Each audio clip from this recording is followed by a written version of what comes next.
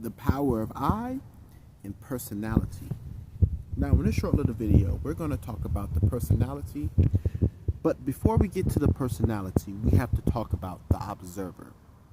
And the observer is the one inside of your consciousness. Your consciousness is literally just observing you, right?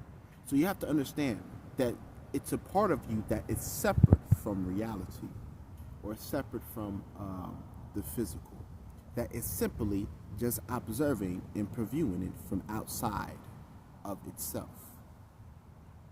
Kind of metaphysical in a sense, based upon a type of coordinates or whatever, right?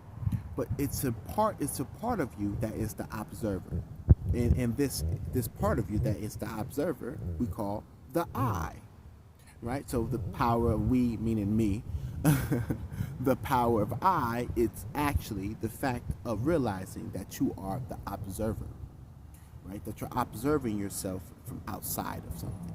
There's information on this, you can just look it up for yourself, but you are in fact the observer. All right, so the power of I comes from the sense, or the recognizing. And the recognizing is the awareness of self. The awareness of self is observing itself to be aware of itself, of some type of coordinates, of some type of tracking, or some type of record keeping or accountability or something like that. But I want to talk about personality.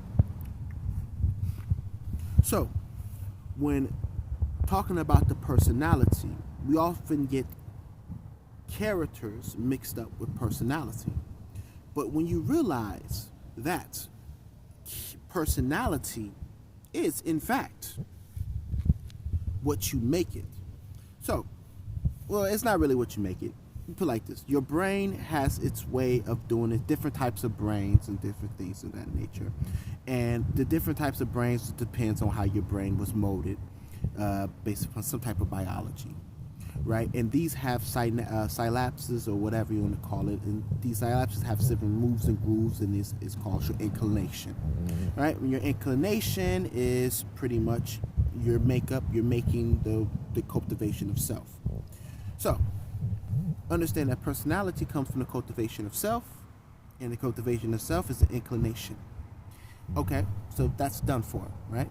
Therefore, if you want a characteristic, you have to add it into your personality. So in order to stop being bored, you have to become a non-boring person. All right?